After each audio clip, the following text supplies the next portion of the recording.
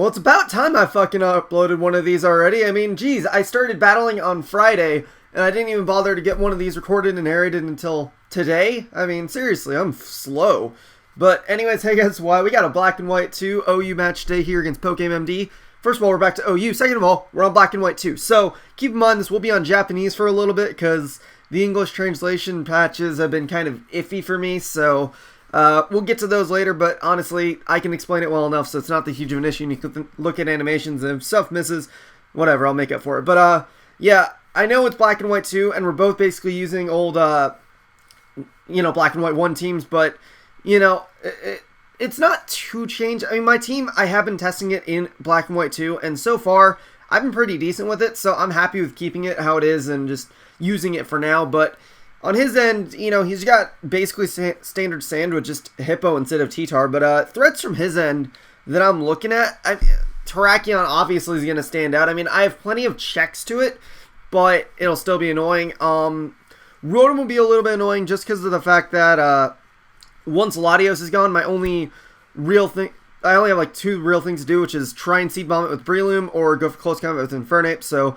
that'd be a little bit annoying. But otherwise, the rest of his guys, I'm not fearing too much. I know I do got to watch that spin from Fortress, but then Latios, I shouldn't have any problems with having both T-Tar and Scizor, so I'm not too concerned about that. And Hippo, forget about it. But potential leads on his end, I'm thinking he'll probably just want to lead off with his Hippo, and if he doesn't, my Latios still should be able to check most of his potential leads, but he leads off with Rotom, predicting me to go with, I really don't remember. I guess just to counter whatever I would counter to lead with against Hippo, but I go for Surf, predicting him to just switch out because I knew he probably won't want to take a Draco, and he goes out to Jirachi. I don't see any leftover, so I know he's most likely choiced, so I'm going to go to Swampert to take any potential hit it wants to go for. He goes for U-turn, knowing I'd probably switch out, and he goes back into Rotom because that can probably take on Swampert the best, but I go for Stealth Rock because he actually misses Hydro Pump there, I believe.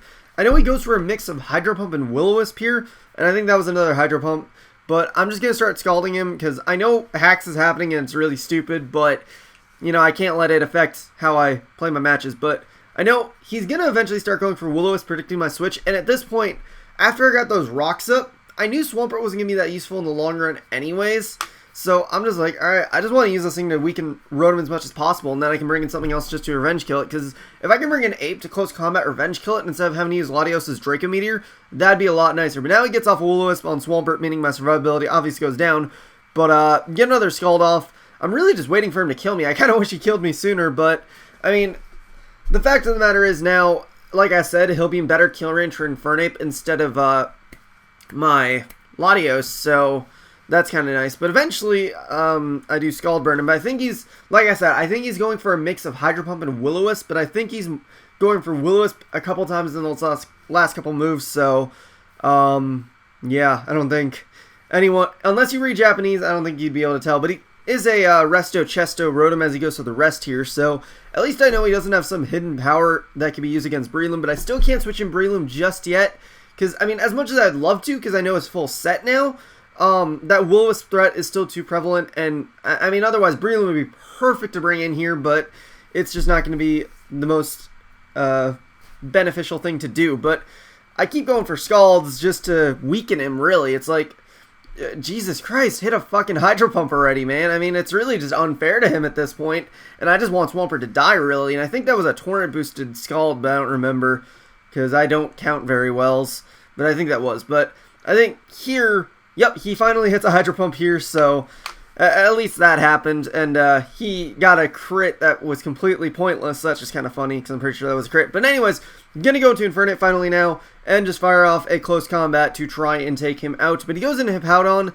I'm not, or did I go for U-turn predicting the switch out? I think, yep, I just went straight for close combat, because I just want to get that Rotom down if I could, and like I said, I don't fear Hippowdon coming in, and anything else I want to come into a close combat isn't going to appreciate taking it anyways, so I might as well just fire it off. But going to go into Latios here, figuring he'll just want to get his rocks right up since he has a free opportunity to, so I can just fire off a Surf if I so please. But I figure here he might predict my Surf, so I'm actually going to go for HP Fire predicting his Jirachi, but he's just going to bring in Rotom to Death Fodder out, so that will easily die to an HP Fire though, even though it is resisted and I am Expert Belt, but take him out, that's pretty good. He's going to go into Jirachi. I again don't want to take a hit with this Latios, because it won't appreciate taking a U-turn or even an Iron Head, and I'd rather preserve that Latios as much as possible because I know it can still be a lot more useful. So I'm going in Infernape because I can resist Jirachi's main attacks that I want to go for against Latios, being U-turn and Iron Head, and he goes for U-turn out to Hippowdon, and now I know here he's probably going to predict me to switch out, so either he's going to go for Roar, or he's going to go for like Ice Fang or something, but I'm predicting more or less Roar, and he does go right for Roar, so my Fire Blast was an awesome move to go for, because that will weaken him like hell. So I figure here he'll predict me to go for the C-Bomb to just try and kill off Hippowdon as much as possible, or as quick as possible rather, knowing that, you know, he might just want to leave Hippowdon as Sleep Fodder, to, you know, so I can kill it eventually. But I just go right for Spore, knowing he'll probably want to switch out. And if he doesn't, I don't mind Hippowdon being slept too much, because I know I can work around that. But he goes into Jirachi for predicting Seed Bombs, and I'm like, yeah, that works. So I get a free Drain Punch off, and another one will take him out, and he is not able to wake up, and he dies. So that kind of sucks for him, but I got a full health Breloom against the rest of his team. But he goes into Latias, and I figure here, alright, looking at his team structure, he might be a Calm Minding set, so I'm just going to risk it and go for Spore, and if he isn't Calm Minding, I just got to hope I can live a hit, because I am Special Defensive, obviously, so, well, not obviously, but I have Special Defense Investment because I am a bulk at Breloom, but he goes into Terrakion, predicting me to switch out to, like, T-Tar or Scizor, so that is just perfect. I get that thing spored, big threat out of the way right there, but I go for Seed Bomb, just to try and hit the, Terrakion as much as possible. He goes out to Fortress. I'm like, alright, I can get a free bulk up here, and then I can start Drain Punching, so I might as well just do that. So that is actually pretty nice, because free bulk ups, right? But he goes for Rapid Spin. Obviously not going to do anything, but he gets my rocks away. Not too huge of a deal, though, for my end, because rocks aren't going to be that beneficial for me anyways after this, just because of the fact that I got plenty of ways to deal with this thing without rocks damage. So he goes up to Latias now. And again, I figure I can take a hit, and he actually told me after the match that he had Psyshock on this thing. So, I mean, after the bulk up, I obviously would have taken it, but if you went for it before, I would have been in a lot of trouble, but Latias being asleep wouldn't have hurt either, but he's going to go for the HP Fire. I'm going to go for Drain Punch just to get some health back, because again, I knew I could at least take one hit, and I wanted to see what kind of Latias he really was, and he turns out to be a Life Orb Latias with the HP Fire, obviously, and, you know, so, going to go to T-Tar now, because, again, I know I can take an HP Fire, and if he wants to go for anything else, I should be able to take it. So he goes straight for the Draco Meteor, just trying to hit, you know, any of my potential switch-ins, because he did half predict T-Tar, but also in case Breloom wants to stay in, then it'll also hit Breloom just as hard. But I go for Pursuit just in case he did want to switch out, because I wanted that secure kill, and I knew Pursuit would still kill at that range, and it does, so because he stays in, I still take him out. But he's going to go to Terrakion now. Well, he went into it last turn, and I go into Infernape because it is Scarfed, and I have one free sleep turn, so I might as well abuse it and go for close combat. And he goes into Fortress. It looks like another one will take him out, but I'd rather take the secure kill route than having to go with the risk kill and maybe just keep Infernape alive just in case for some reason I need it. So I'm going to go into Breloom because, like I said, it's probably my most secure way to really take it on. Well, I do have Latios too, but I don't know, Breloom, it's been my clutch lately. Let's just go with that. I've really been hanging on to Breloom lately.